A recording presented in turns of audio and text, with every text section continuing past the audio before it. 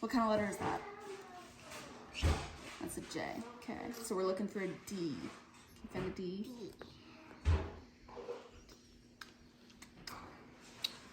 Let's see. Coop, do you know what kind of animal you're looking for? Ooh. Yes, you found it. Great job. Okay, what kind of sound does the dog make? He's not a cow. Do you remember? Yeah. What does his name? Woof, woof. There you go. Hey, Now, Cooper. Come here. Can I see these? Are those blue sparkles? Those are so cool. Did you pick those out yourself? I picked them at the doctor. You picked them at the doctor's? Yeah. Yeah? What made you pick the blue sparkles? You like those? Yeah. Yeah? Is blue your favorite color? Yeah. Yeah? Do you like your hearing aids? Yeah? Why? You don't know. Do you like the way they feel in your ear? Yeah? How about, do they sound weird or different? They don't sound weird. They don't sound weird. Well, that's good. Okay. What comes after D? A, B, C, D, E. I think E. We're looking for E. Oh. Let's try it. Oh, doesn't look like it fits. Okay, so just for the record, can you state your name? Oh, Michaela Sattler. Awesome. And And Cooper Sattler is my son. awesome. Do you want me to tell you about his hearing loss a little bit? Yeah, go for it actually. So he was diagnosed with sudden sensorineural hearing loss. I would kind of classify it as postlingual, like he had all of his language, all of his sounds before his hearing loss, and he was aided about 4 months ago, so Okay. just 4 months into the journey. Love it. So can you just kind of tell me a little bit about your journey with Cooper's hearing loss, like how How we figured it out. you figured it out, how it started, how it's gone? Well, this is like therapy. All right. Well, okay, so 2023, Cooper had his tonsils and adenoids removed and PE tubes put in his ears. His ears were filled with fluid, and at that point, he obviously had some hearing loss. Had that surgery done in January 2023. His hearing resolved to what we think was resolved as normal.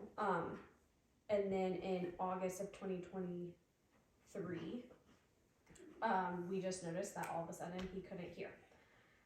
And it wasn't that he was being defiant or anything, he just wasn't responding as he should be.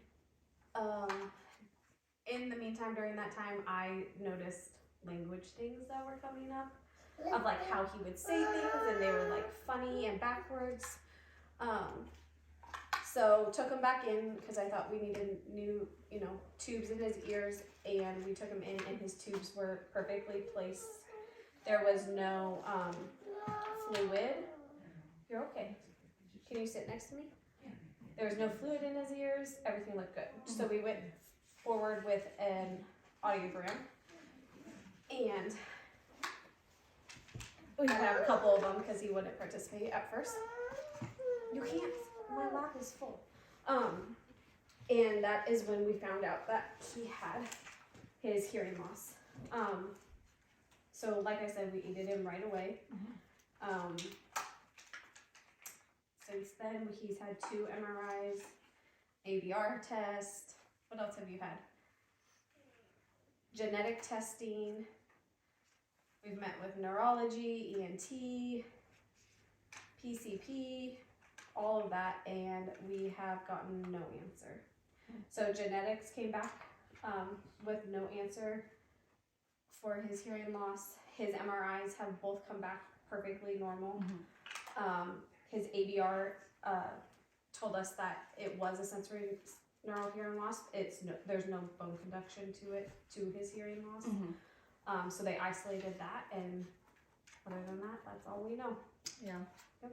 So backtracking, so Yep. you did genetic and stuff, so there's no like family history or anything of this. No. Nope. So did you No think it family was history. kind of like a sudden onset, or was it like a gradual? No, it was a sudden sudden onset. Like in the fact that it's not like I could pinpoint the day, Right. but I can pinpoint like the month. Right. That we were like, why is Cooper so hard to parent? Like, why is he being, and like he was losing it because he was frustrated. Right. But yeah, no, it was not like, well, I mean, we don't really know. It could have been gradual, maybe, but it was pretty sudden. Do you think it might have been because of that adenoid and tonsillectomy surgery, or No, just, yeah? no. Okay. They've told me there has to also be a point where I have to be okay with not having an answer, which I think that's the hardest part. Totally. For me, like going through with everything, I wanted to make sure the girls didn't have it. We don't need to look out for it with the girls, which so genetics kind of eased our minds on that. Like, it's not going to be something that we need to really, really pay attention to. My other thing is I just want to know if it's progressive or not. Right. And so at this point, we still don't know. Still don't know. Nope. And we just do our 3-month checkups with the audiologist to, you know. Really. How do those go? Oh, he's learned to love it. He's learned to love Good. it. So, yeah. Okay. Yeah. No, he's good. I mean, maybe a few tears before the doctors do it, but that's what you get when, I mean, he's been put to sleep, 4 times this year, and it's just a lot. Yeah. Yeah, it's a lot. It's a lot. So I realize that you're an SLP, so you've had some training in this area. Yep. But I kind of want to get into both with your background knowledge in that, and also if you were just a run-of-the-mill parent, how did the testing and the process of getting hearing testing go, and was it any like different than what you expected? The testing part. The testing part was hard in the fact that I knew what he was supposed to do and he wasn't responding. So we did sound field. We tried sound field, but then like when they're this age, like the actual, he was also being stubborn, and I'm like, I know know it's over there and you're not looking. So like it was really hard. And then also just as a speech therapist, you know what they're looking for, when they're asking him to point to the chin. He points to the, I don't remember, but that was one of them, and I was like, how did you not hear that? But honestly, from a parent's perspective, I think the biggest impact I've had is coming home with hearing aids. Right. Because you have no guidance. Like, they basically hand you the hearing aids and they're like, he should wear them in a few weeks. And it's like, the kid won't even touch them. How would a typical parent who doesn't have any background teach a child to wear hearing aids? I think that was like the biggest thing for me. And I mean, we did it, but like I had like sticker charts and positive reinforcement, and we started with proximity, just him touching them, and then we led up to like 1 minute and 5 minutes and 10, all the way up till he was able to wear them for an hour. Okay, you do it. So like, if you're not a parent that knows that, like I can't imagine how difficult that could be and frustrating. So. So would you say that since you do have that knowledge, it might have been slightly easier if you had not had that knowledge? No, like it's way easier that I have that knowledge. Right. Okay. Like, yeah. So I guess on the flip side of that, since Taylor does not have that background, was it more difficult for him to kind of get? He kind of like and he kind of stepped back and was like, "Oh, this is your," and it was like honestly for Taylor, my husband, who didn't have any experience with it. When I come home and I'm like, oh, by the way, our son has sudden sensorineural hearing loss, and oh, by the way, we're getting hearing aids next week, and like we're doing this like right now. He was like 5 stages behind me. Like he was way behind me, just like in grieving, like what, and understanding like what is going on. Where I was like, I know we have to do this now. Yeah. So that was like a big difference and like really hard as parents. And then 2, like kid was like, I have no idea how to do this, and like I'm like teaching them how to turn them on and off and like how to put them in, like and it goes so quickly at the audiologist, like he would not know how to, you know, scaffold for a kid to be able to wear their hearing aids and like implement them, and like also to like explaining it to their teachers, because he's at a preschool that like is a typical developing preschool, so you know, we're also teaching his teachers like how to use them. So, how would you describe how, like beforehand when he had typical hearing, how has his communication styles and how has that impacted his communication since the hearing loss? If you think about like the development of it, so like he was just had turned 3 when he had like his surgery and stuff, so like a 3-year-old's language at that time is like they're still developing so much, and so like he's starting to develop, and it's almost like it just kind of like stopped developing. Does that make sense? Totally. So then like I noticed it a lot in his expressive language, where I'm like I said, it just didn't make sense. Like how I always say, like it was inside out and backwards. Like, how he structured his like his syntax and his morphology, like it just didn't make sense. So then like our family is always like looking towards me or my husband to be like, what is he trying to say? Another thing right now that is huge for him is asking questions. The other thing is that his articulation was amazing. His articulation has always been amazing, even like he's that kid that you're like, oh well, you got that R blend, like and you're 3 years old, don't have to worry about that. And then as his hearing progressed, like, you know, you start losing those fricatives, so then I would notice like S blends started to go, and he couldn't necessarily hear himself. Yeah, he just started like it just started losing in some of the words. So I don't really know how to explain. Even like your name, like today, I kept saying Kiffin is coming over, and he's like Kibbin. Yeah. You know, just like hearing those frequencies. So that articulation, I would say, has changed. It has not changed enough to get services for it, and it's something I just modeled. So you kind of touched on it, but you said that the speech patterns that you've noticed don't require or don't fall under the requirement of speech therapy yet. Yeah. So like his standard score on his articulation, so in single words, his standard score was like a 97. Wow. So, but then when you put it into, it's not hitting the standard deviation at all. It's not even close. It like he looks really good.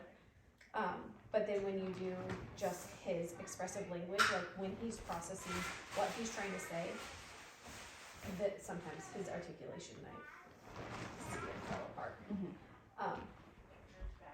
But yeah, and then honestly, when he was evaluated, his standard score for expressive language was like an 80, a low 80, like 80, 81, but his receptive language is actually what he qualifies for. So his receptive language is a 73. And that's just because he can't hear it, right? Or is it because he's not processing it? It's processing. So it's all of his auditory processing. I didn't realize how low he was in just like following basic directions and sequencing. He can't see, and I think that's where his expressive language comes into play, is that he can't sequence anything. So, you know, like I had breakfast at school and then we went outside. It will turn into none of that. Just being able to sequence two things. So, and it all came down to his receptive language. So that was very interesting. Yeah, totally.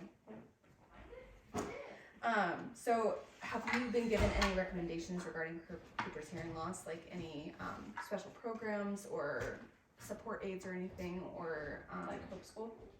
Yeah, like would you mind sharing about that? Yeah, so like, I mean, Hope School has always come up. I think the biggest one was last week when he had his MRI and ADR. The audiologist suggested Hope School. Obviously I know about Hope School, and so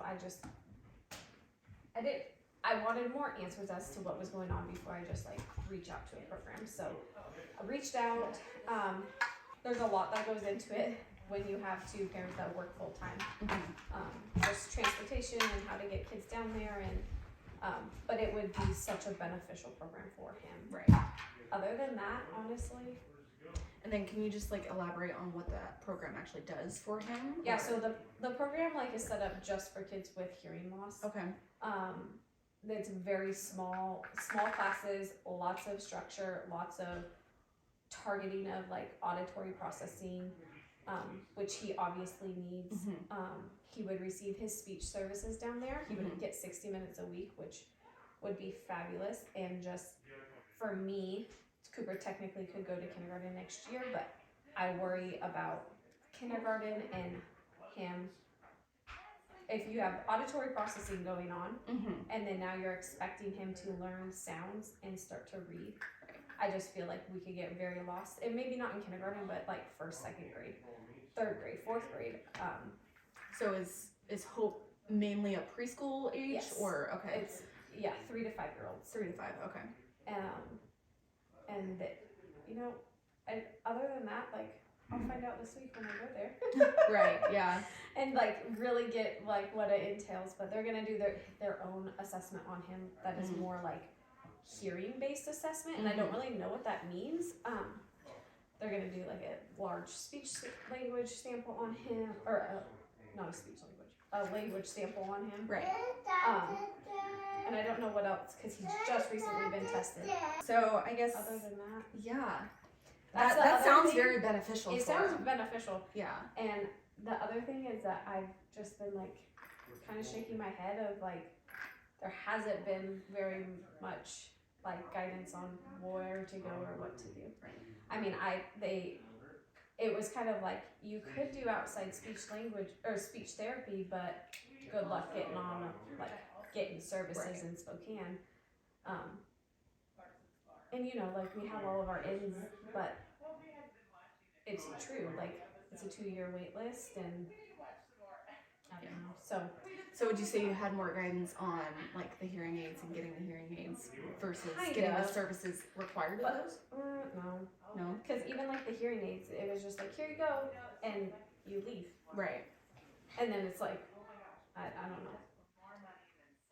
So I guess that leads into my next question. Yeah. Is there any like support or resources that you would have wished that would Yes. have happened? And Yes, I started making them myself. Yeah.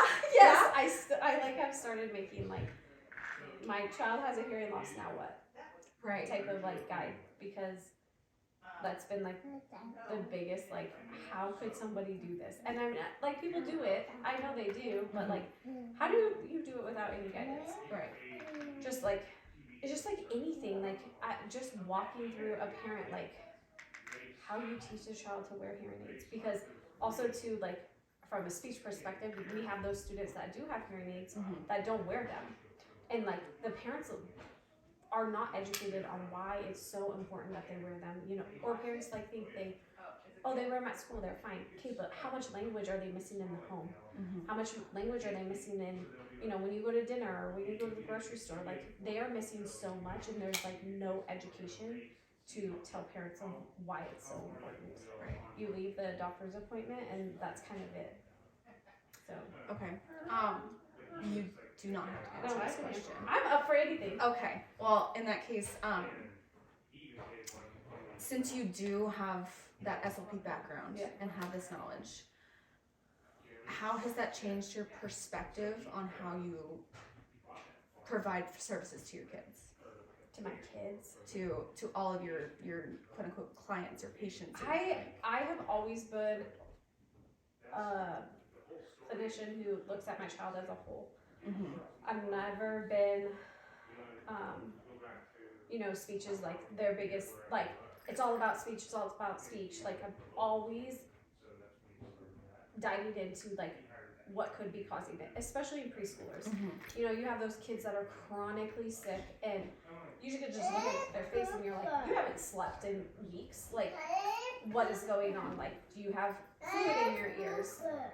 And so really just like looking at the child as a whole and making sure that all of the underlying causes are taken care of, or else you're never going to get anywhere. So if you have a kid that can't hear and you don't take care of that and like get to the point of why they are not being able to hear, you're never going to move anywhere in speech therapy or language therapy. Or if you could move them, you can move them, but it's going to be very slow. So this just like Cooper is just like your perfect example of that. Like you can't skip over anything clinically because I mean you miss it and you miss time, and time is so precious in preschool. Yeah. So this is just a question just because I thought of it. Since I am going to be presenting this, is there anything that you want to say to like the people that are just getting started in their career? Like audiology? SLP and audiologists? I mean, I think like speech-wise, my speech perspective professionally, like being open and having open conversations with parents is like huge. So like building that relationship with parents, like basic relationships, to know that like I'm here because I know your child, but then also respecting them, like you know your child best and I want to learn from you because we should all be a team. Like it's a team effort. And I've had a couple students in the last couple years, they like, I look in their mouth and I'm like, oh my God, your tonsils are touching. Like, you know, so, but I have that relationship with the parents where I can be like, hey, this is happening. Like I would like to refer you like out that way. For on the parent side of it, when like speaking audiology, I just wish there was some more like education on it. Totally. Like For parents. Because at this point it wasn't about Cooper. It was about Cooper. But Cooper wasn't gonna teach himself how to. It's like teaching him to tie a shoe. You can give him the shoe, but like unless you're gonna sit there and teach him, he's never gonna learn how to tie a shoe. Right. And that's the same with his hearing aids. Like he is so responsible for them now, but if you don't teach them from like the very beginning and like how important that is, I just feel like some of our kids that have hearing aids at school, they just haven't been taught. Actually, their parents haven't been taught. Yeah. So therefore they haven't, you know. So I think the biggest thing I would take away from that is that the parents are really important when it comes to giving them new hearing aids or, you know, that diagnosis and teaching them. Yeah. And it's super easy things that, and you know, like going through grad school and all that, like we think it's common sense. Like who doesn't know of a sticker chart for reinforcement, right? Like common sense, but like to other people that haven't gone through it, they don't know. It's like brand new. Yeah, it's all brand new. Yeah. Yeah. I'm like done holding this up. Sorry. No, you're fine. Hopefully I remember it. You're fine. It'll give it character. Yeah, so. right. Cool. Well, I just thank you so much. That was a lot of information and a lot of. Good thing it's all recorded, so you don't have to write it down. Yeah, no kidding. Is there anything else? Any other like questions you have? I don't think so. I think honestly you answered most of my questions, pretty much all of my questions, just like without even me having to ask. So, but open book around here. I very much appreciate it. Thank you. You're welcome.